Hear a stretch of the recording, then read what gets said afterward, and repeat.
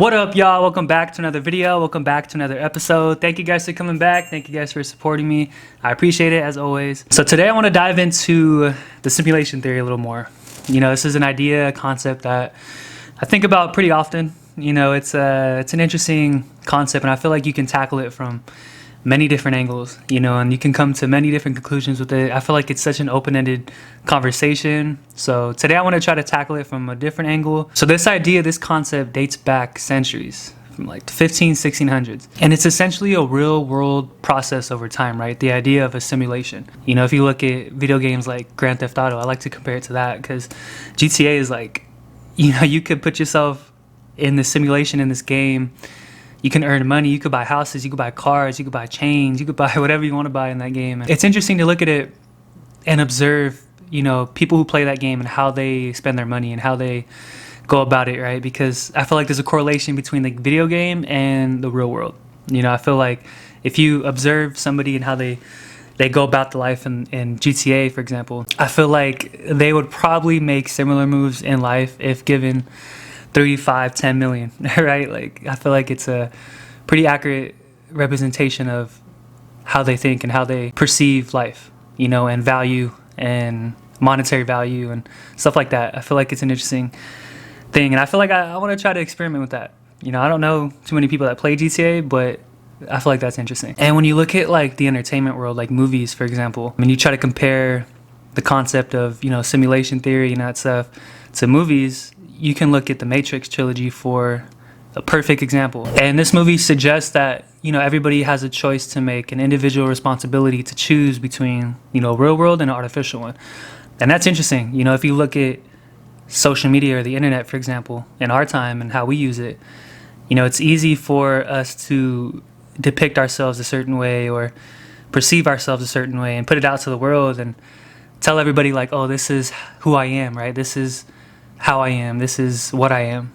And oftentimes it's not the most accurate way of seeing yourself, you know, it's not the most accurate way of presenting yourself, I suppose. But I mean, to each his own. You know, I'm just kind of trying to dive into this. You know, I don't want, there's no judgment on my end. I'm just playing with it, playing with this idea. It's interesting when you look at social media and how, you know, we present this idea of ourselves, right? We present this image of ourselves and we want people to know like, this is who I am. And oftentimes, if you look at yourself in the mirror, you'll find holes in that. You know, you'll find flaws within yourself that I feel stem from trying to present this image of yourself that isn't accurate. You know, you're not being truthful to yourself. You're not being honest with yourself. You know, you want to be something that you're not, in a way. I mean, it could be like, you know, there could be people out there that, you know, post on social media and that is who they are. You know, I'm generalizing for sake of conversation, you know, and trying to correlate it to a simulation theory, or the simulation theory. But going back to the Matrix trilogy and, you know, how it relates to the simulation theory, that movie poses humanity's fundamental problem and solution at the same time, right? Ignorance and enlightenment. Most times we're ignorant to a lot of things in this world, you know, a lot of relatable information that you can gain if you just looked, right? If you just stepped out of your own perspective and try to see it in a different light. I feel like we ignore that a lot. And because, I mean, we all deal with problems. We all deal with individual problems and conflicts that come up in our lives. And it's tough to kind of step out of that. But if you can and if you do, I feel like, you know, you can look at somebody else's situation and how they overcame it, and it can help you. I feel like that's where conversations with people, you know, being open-minded, being willing to listen and to engage in conversation, I feel like that's where that comes into play, and I feel like that's helpful. You know, it's a good way to bounce off emotions and gain perspective and, you know, see things from different lights and stuff like that. I feel like that's important. And then enlightenment, you know, it's this weird thing, right? How you define enlightenment and being enlightened and knowing what is right, you know, and that's obviously subjective to the individual. It's subjective to your experiences, your perspective on life. And I think there is some value in being enlightened, you know, quote unquote. I think there's some value in knowing or going through an experience and overcoming temptations and overcoming problems and sort of sharing that with other people and helping them get through similar situations. I feel like that's a form of being enlightened, form of enlightenment. And I feel like there's value in that. You know, if you put ego and you put pride aside and you put envy and all that, the negative emotions that you feel towards, or you could feel towards somebody that is doing better in life, or, you know, seems like they're in a better place in life type of thing, right? If you put that aside and you take it for what it is, and you take advice and you take perspective, you know, and experience into play, and respect, you know, bottom line is respect, like respecting somebody else's opinion and the value that they bring to the conversation and to the topic. I feel like that's important. And I feel like that's where enlightenment comes into play, you know. And like I said, you got to put a lot of to the side to sort of sustain value in that, because with that, I mean, I could see it going down a different avenue where somebody is enlightened, right, and they allow ego and pride to kind of take reins, and now they're like this, they feel like they're the man, right, like they're the person to go to for all the problems, and it kind of feeds into the ego, feeds into the pride, and if they don't control that and they don't, you know, take hold of that, I feel like it's a slippery slope, you know, because I feel like they could potentially start to become this figure, you know, and you get cults, right, and you get all that stuff. But that's kind of going down that way, straying off on a different path. But let me bring it back. You know, there's also this this idea, this early form of Christianity. It's called Gnosticism. And I was doing a little bit of research on it, just looking into it. And it was interesting because I came across this ideal within this belief that I kind of tapped into in a previous video. And, you know, there's a belief in this ideal that a piece of the Creator is within us, right? And it is us, right? We are a piece of our Creator. That belief stems from Gnosticism, right? It's that idea that we are a piece of God, in a way. And I thought it was interesting just coming across it, because I was like, yo, like I kind of had that thought too, you know, without even knowing what Gnosticism was at the time and not doing research on it at all. You know, I was like, that's interesting. You know, I feel like there could be some truth to that. And, you know, Gnosticism, they also believe that the God that created this world is not the ultimate God. You know, there's a higher being, a transcendent reality. And that's interesting too, because if that is true, or if there's some truth to that, then this reality that we live in is not the end. It's not the all final reality. You know, there's something after this, and there was something before this. And I mean, you could play with that idea. You could take it any way. Let me see if I could take it where I could take this this particular idea. But I think it's interesting though to try to look at it objectively, you know, and not subjectively, because I feel like if you kind of base it around human behavior, you know, and human instincts, and how we've proven to be who we are as a human species, colonize, you know, be the ultimate species in this world type of thing, you know, that kind of perspective and that lens.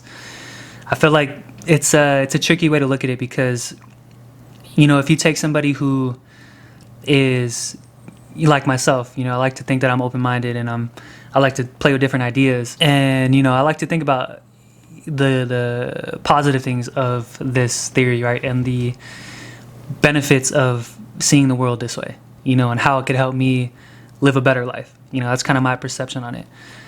If you take somebody else on the other side of the coin of the spectrum, and it's somebody who's like, you know, they have maybe bad experiences in life, and now they look at this simulation theory and say, oh, well, this reality isn't the ultimate reality, or this isn't everything, you know, and if that's the case, then I could do whatever I want. You know, I could treat people however I want. You know, I don't really have to listen to anybody, because this is just a simulation. You know what I mean? And I feel like that's a slippery slope. That's, I mean, you don't know where it can go from there. That's why I try to look at it objectively and not kind of pigeonhole it in a way. But I guess the ultimate question would be why? Why? Why? You know, what's the purpose of a simulation? Like, why would we be living this? You know, what is the purpose of all this? And that, I think, is subjective. You know, I think that you define that within yourself. You know, you find the purpose in life, and you find what it means to you, and what it means to be a being, right? A person, a life form, you know, something that attracts and all that stuff. Like, I think you got to define it within yourself with that. And I feel like there's beauty in that. I feel like when you could take a step back from, you know, your everyday life and your everyday routine, I feel like when you could take a step back from that and you could try and understand what life means to you and find the beauties and the silver linings in it, I feel like it's a recipe for a beautiful life to live, right? It's a recipe for happiness and success, right? Because you could find success as whatever, right? Like everybody has different forms of success and how they look at success and happiness. And you know, I like this bar that Cole said on Heaven's EP on his song, is like, success is in the effort. So if you try your hardest, you could be at peace knowing that it wasn't in, you know, a group of cards for you, you know, it wasn't in life, it wasn't meant to happen. And I feel like that's dope. Like that's a beautiful way of looking at things, because if you try your hardest at something and it doesn't work out, at least you know you tried your hardest. You know, you did everything you could to try to make it happen. And to some people, that's a form of success, right? You know, you tried and you failed. Now you try the next thing. You failed at that. You try the next thing. You failed at that. Like, I feel like just the effort, you know, is what's important. And also, I feel like we try to look at society as, you know, we have this idea of a perfect utopia, right? A perfect society where everything is right and everything goes right and it's fair for everybody. And yeah, that's ideal, right? That's what we strive for, and I feel like it's a beautiful thing to strive for. Is it possible to have a perfect utopia, a perfect society? Maybe not. You know, I don't know if it is, but I think to strive for it is important. I think to live every day wanting to be a part of a perfect utopia, a perfect society, I think that's good. You know, I think that mindset is good. Realistically, probably not possible, but who am I to say, you know? But yeah, I just wanted to tap into that a little bit, you know, the simulation theory. I like to try to tackle it from different angles and see what conclusions, what outcomes I can come up with. But I hope you guys enjoyed the video. That's gonna be it for this video. Thank you guys for tuning in. I hope you guys have been enjoying my previous videos and, you know, the ones to come. I've been enjoying creating these, man. Just catching a thought, like I said, just letting my thoughts flow and seeing where it takes me and, you know, try to come to different conclusions with it. So I hope you guys have been enjoying it. Thank you guys so much for tuning in. I really appreciate it. Thank you guys for all the support. I really appreciate it. And if you like this video, go ahead and like the video and comment down below what you think about this particular deep dive into this concept. Do you have any ideas or thoughts that you want to share with me? And hit that subscribe button. I really would appreciate it. It will be really helpful for me. And if not, it's all good. I still appreciate you nonetheless. Thank you guys for tuning in. Stay tuned for the next video. It's coming. That's it. So I'm gonna catch y'all later. Peace.